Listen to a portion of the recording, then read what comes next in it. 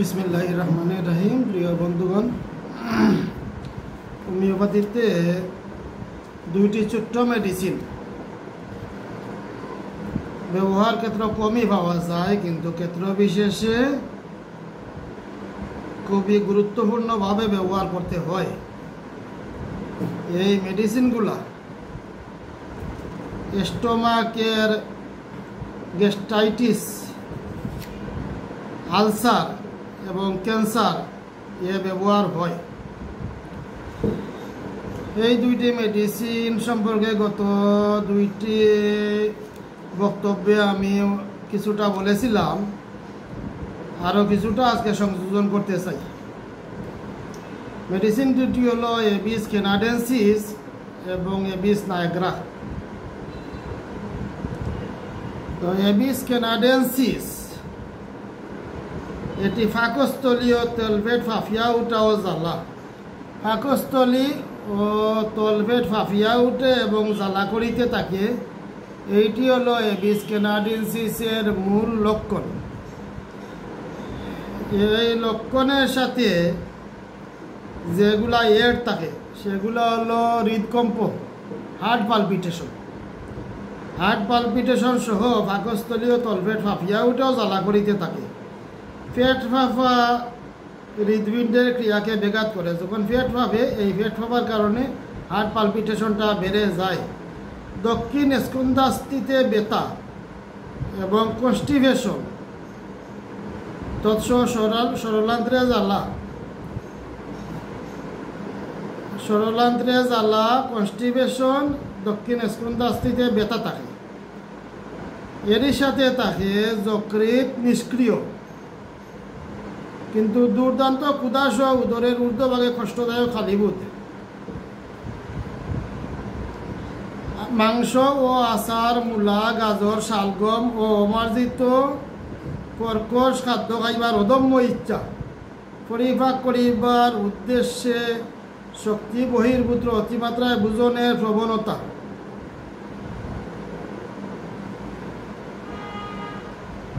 এরই সাথে যেটা পাওয়া যায়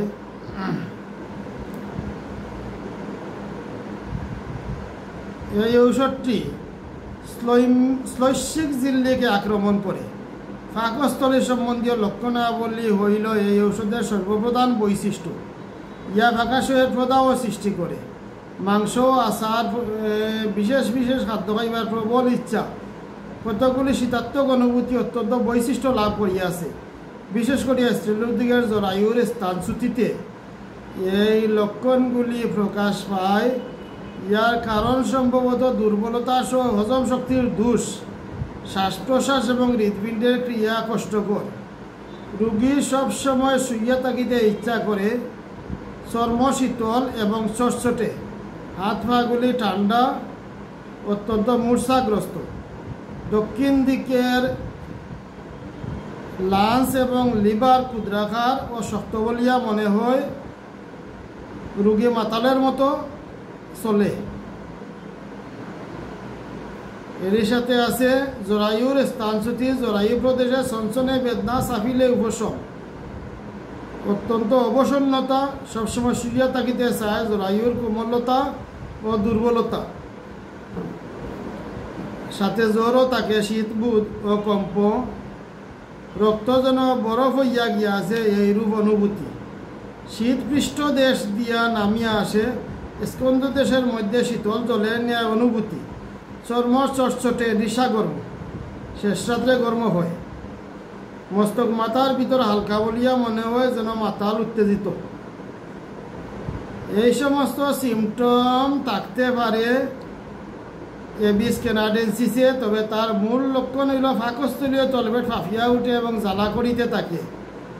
এই মূল লক্ষণের সাথে যদি অন্যান্য লক্ষণ মিল থাকে বা অন্যান্য লক্ষণের অনেকাংশ থাকে, তাহলে আমরা এবিস ক্যানাডেন্সিস ব্যবহার করতে পারি। এই এবিস ক্যানাডেন্সিস মেডিসিনটা উত্তর আমেরিকা ও কানাডার পাহাড়ীয় জঙ্গলে উৎপন্ন হেমলক স্প্রাস নামক বৃক্ষ হইতে প্রস্তুত হয়। উত্তর আমেরিকা ও কানাডার পাহাড়ি জঙ্গলে উৎপন্ন হেমলক স্প্রাস নামক বৃক্ষ হইতে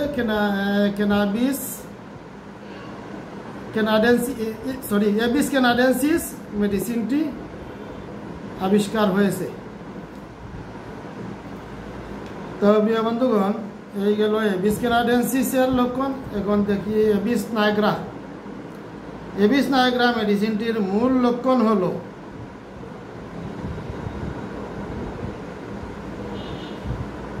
পেটের ভিতর একটি সিদ্ধ ডিম্ব অজীর্ণ অবস্থায় রইয়াছে। এটি ফাঁকাশয়ের মুখে, রোগী মনে করে যেন ফাঁকাশয়ের মুখে পেটের ভিতর একটি শক্ত ডিম্ব অজীর্ণ অবস্থায় রইয়াছে। এটি ফাঁকাশয়ের উপর মুখে থাকে, হার্টের কাছাকাছি, হৃদপিণ্ডের কাছাকাছি। এই হলো এবিস নাইগ্রার মূল সিমটম। এই সিমটমের সাথে অন্যান্য সিমটমগুলো থাকতে পারে। অন্যান্য সিমটমের মধ্যে রয়েছে আহারের পরেই পেটে এক প্রকার যন্ত্রণাদায়ক বেদনা আরম্ভ হয়। এবিস নাইগ্রায় আরও একটি অদ্ভুত লক্ষণ এই যে রোগীর দুপুরবেলা এবং রাত্রিতে খুবই ক্ষুধা হয়।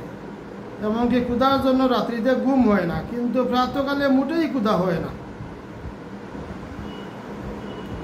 তারই সাথে তাকে হার্ট পালপিটেশন, রোগীর বুকের ভিতরে এক প্রকার যন্ত্রণা হয়, মনে হয় যেন কিছু আটকাইয়া রইয়াছে। সেই জন্য রোগী বারবার কাশে। কাশির সময় মুখ দিয়া অনবরত জল উঠে। রোগী মনে করে কেহ তাহার গলা চাপিয়া ধরিয়াছে, তাই দম বন্ধ হইয়া যাইবে।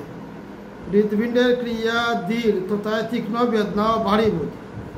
পৃষ্ঠদেশ কোমরে বেদনা, হাড়ের মধ্যে বাতজনিত বেদনা, কনকনে ব্যথা। এই এবিস নাইগ্রা একটি দীর্ঘক্রিয়া ঔষধ। ফাঁকাশয় স্লাইমিক ঝিল্লির উপর এই ঔষধটি বিশেষভাবে ক্রিয়া করিয়া হজমের ব্যাঘাত ঘটাইয়া অজীর্ণ, অগ্নিমান্দ ইত্যাদি উৎপন্ন করিয়া থাকে। বৃদ্ধদের অম্ল ও অজীর্ণ ফিরা সহিত হৃদপিণ্ডের কোনো ফিরা থাকিলে অতিরিক্ত চা পান ও তামাক খাওয়ার জন্য অজীর্ণ হইলে তাহাতেই এবিস নাইগ্রা অধিক উপকারী। এবিস নাইগ্রা রোগী নার্ভাস থাকে, লেখাপড়া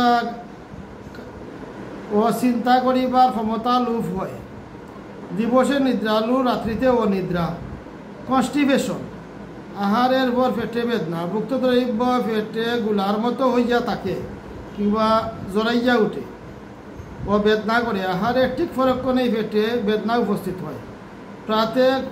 প্রাতে কিছুমাত্র ক্ষুধা থাকে না, কিন্তু দ্বিপ্রহরে ও রাত্রে খুবই ক্ষুধা হয়। মূত্রমার্গের অগ্রভাগে বেদনা, বুকে যেন কিছু আটকাইয়া আছে, এইরূপ অনুভূতি। বারবার খাসে, বুকের কিছু আটকাইয়া আছে, এগুলা তোলার জন্য কিন্তু তুলিতে পারে না, বরঞ্চ রোগীর কষ্ট বাড়ে। এই হলো এবিস নাইগ্রার লক্ষণাবলী। এই মেডিসিনের মূল লক্ষণ হইল ফাঁকাশয়ের উপর মুখে একটা শক্ত সিদ্ধ ডিম্ব অজীর্ণ অবস্থায় রইয়াছে। এই অনুভূতির সাথে অন্যান্য যে লক্ষণ অনেকাংশ যদি পাওয়া যায়, তাহলে আমরা এবিস নাইগ্রা ব্যবহার করতে পারি। এই এবিস নাইগ্রা আবিষ্কার হয়েছে উত্তর আমেরিকা ও কানাডায় জাউ জাতীয় এক প্রকার গাছ হতে। উত্তর আমেরিকা ও কানাডায় জাউ জাতীয় এক প্রকার গাছ জন্মে, ওই গাছের আটা হইতে ইয়ার অরিষ্ট প্রস্তুত হয়, অর্থাৎ ইয়াকে বলা হয় ব্ল্যাক স্প্রাস। এই হলো এবিস ক্যানাডেন্সিস এবং এবিস নাইগ্রার ব্যবহার বিধি। প্রিয় বন্ধুগণ, আগামী ভিডিওতে অন্য একটি গুরুত্বপূর্ণ বিষয়, সূত্রক নিয়ে আলোচনা করব। সবাই ভালো থাকেন। আসসালামু আলাইকুম।